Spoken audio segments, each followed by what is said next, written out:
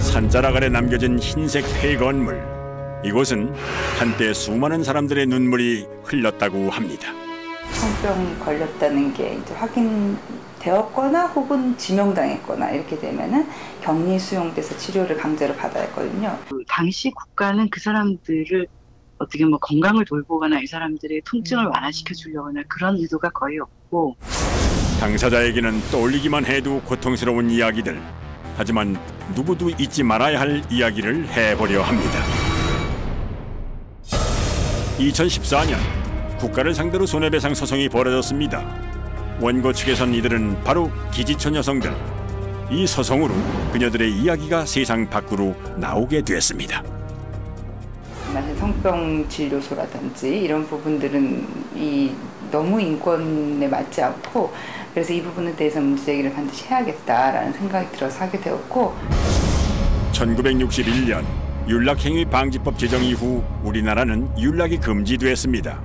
하지만 성매매업을 활성화시켜 외화를 획득하려는 일환으로 나라에서 발벗고 나서 기지촌을 조성하고 관리해왔습니다. 심지어 1971년에는 기지촌 정화사업이란 이름 아래 많은 기지촌 여성들이 성병관리소로 끌려가기도 했습니다. 애국교육 같은 거를 또 다 같이 시켰거든요. 다 모아놓고 보건소장도 나오고 뭐 군수도 나오고 이래가지고 여러분들은 달러를 벌어들이는 애국자다. 우리들은 서비스를 잘해라. 이런 교육을 이제 일괄적으로 시켰어요. 당시 국민 총 생산의 25%를 차지한 성매매를 통한 외화벌이. 그러기에 국가는 성병에 걸린 여성들을 빨리 치료해 외화를 벌어들이고자 과도한 치료를 시행했습니다. 그곳에 끌려갔던 여성들은 그곳을 수용소 혹은 감옥이라 불렀다고 합니다. 2017년에 있었던 1심에서는 원고 117명 중 절반에게만 배상 책임을 인정했습니다. 다행스럽게도 올해 2심에서는 모든 원고들에게 손해배상 책임을 인정했습니다. 이렇게 그들의 아픔이 잠시나마 위로를 받는 줄 알았습니다. 여전히 같은 자리에 존재하고 있는 옛 성병관리소 건물. 인근 주민들은 이곳의 역사를 알고 있을까요? 조그만 뭐 건물 같은 거 하나 있는 거요? 네네.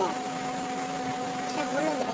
시에서 한번 물어보시는 게 시에가 정확하고 빠를 거예요. 이 건물은 뭐 폐가처럼 있던데 뭔지 모르겠어요. 막 엄청 사용 안 하는 건물이잖아요. 몰라요. 그때부터 그렇게 돼 있더라고요. 여기 임자가 누군지 몰라요. 그렇게 애달프게 호소했지만 소리 없는 아우성이 되고 말았습니다. 그런데 이곳을 다녀간 사람들이 한둘이 아닌 듯합니다. 버려진 건물이었기에 흙밑거리로 전락하고 있었습니다. 단지 누군가의 호기심거리로 이 아픈 과거를 다뤄야만 했을까요? 네, 여기 체험단이 미치겠다. 도와달라고, 살려달라고 외치는 그녀들의 목소리는 들리지 않았을까요? 제작진보다 먼저 그녀들의 목소리를 들어보려고 시도했다는 사람을 만나보았습니다. BJ로 활동하고 있는 윤시원 씨.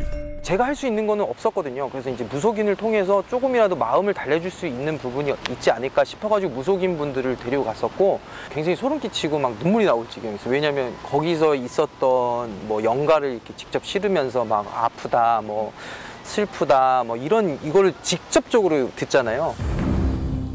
정말 그가 말한 대로 아픔을 가진 그녀들의 혼이 남아있는 걸까요? 이곳이 과거 보건소였다는 정보만 공개한 채 영매사를 모셨습니다. 건물을 둘러보자마자 영매사는 묘한 이야기를 시작합니다. 세상에. 신음소리 말도 못해. 다들 아파가지고 이렇게 난리네.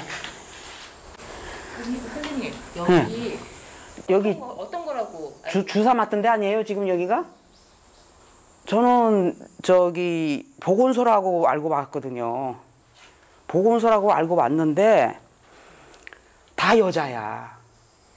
여잔데 너무 지금 아파가지고 신음소리가 있잖아요. 여기서 울려요, 울려. 막 그냥 왜 하는 것처럼 있잖아요. 막 이 정도로 좀 울려. 아파서 소리 지르는 여자들이 많았다.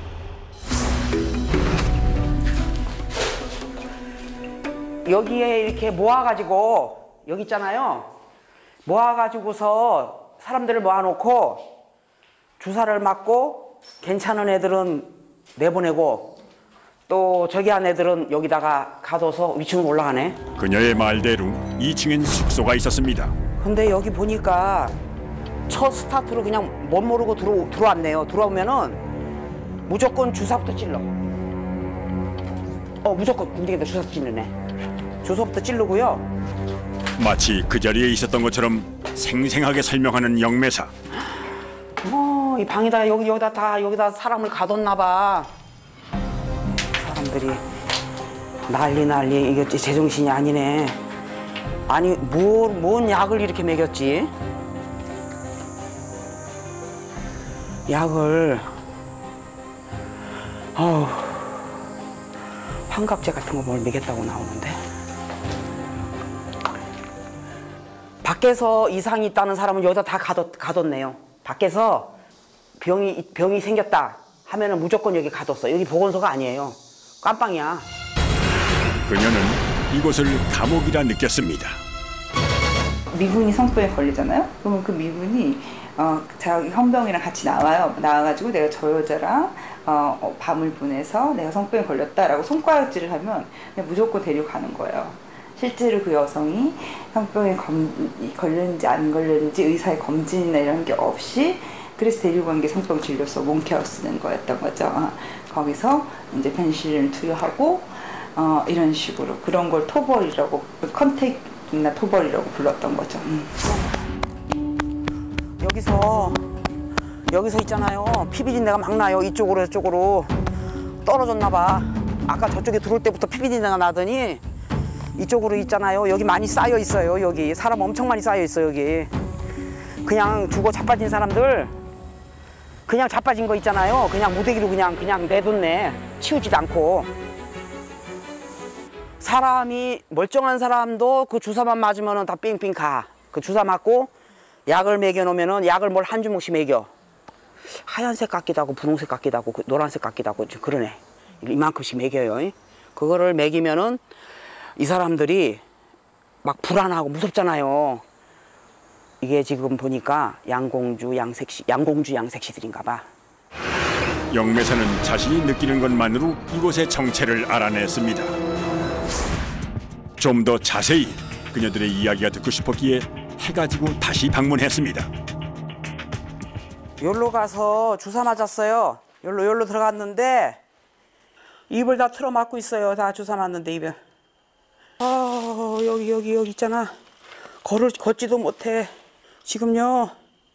이거 주사 맞고 여기 쓰러져 버렸어. 갑작스럽게 벌어진 상황. 선생님 괜찮으세요? 정신없어. 선생님 여기 와서 좀 깨워주셔야 돼요. 같이 온 일행이 깨워보지만 쉽게 정신을 차리지 못하는 영매사. 이곳에 있었던 그녀들의 아픔을 그대로 느끼는 듯했습니다.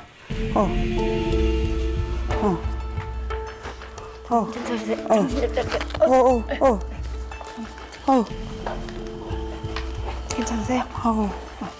여기 좀 잠깐 앉으세요.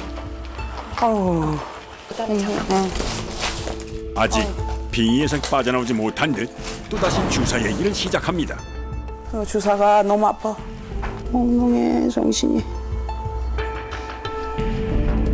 또다시 정신을 잃은 영매사.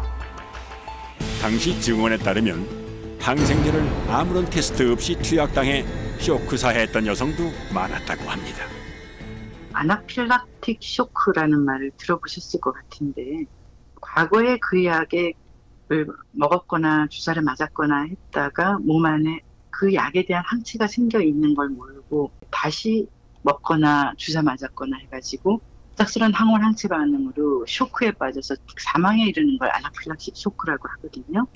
그렇게 해서 사망에 이를 수가 있어서 그걸 굉장히 두려워했고 이 사람이 너무너무 힘들어. 숨도 가쁘고 숨을 못 쉬어. 쇼크야 쇼크. 완전 쇼크.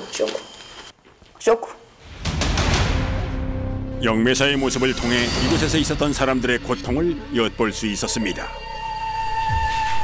근데 지금 계속 쓰러지시고 계세요. 제작진은 안전을 위해 촬영을 잠시 중단하기로 했습니다. 어디까지 들어가셨어요? 너무너무 가슴이 아팠어요. 그 고통 신음소리에 또 그렇게 아파하고 그 고통이 말할 수가 없어요. 그거를. 그래서 그 사람들이 너무너무 불쌍하고 이거를 지금 모르는 사람들이 저도 처음 알았는데 모르는 사람들이 너무 많으니까 이번 기회에서 이게 좀 알려져가지고 수용된 여성들의 모습이 꺼내달라고 소리치는 동물원 원숭이 같다고 해서 미군들이 불렀던 이름 몽키하우스. 꽃다운 나이의 여성들이 꽃처럼 이곳에서 시들어갔습니다. 그들의 아픔을 잊지 않고 기억하는 것이 우리가 해야 할 일이 아닐까 싶습니다.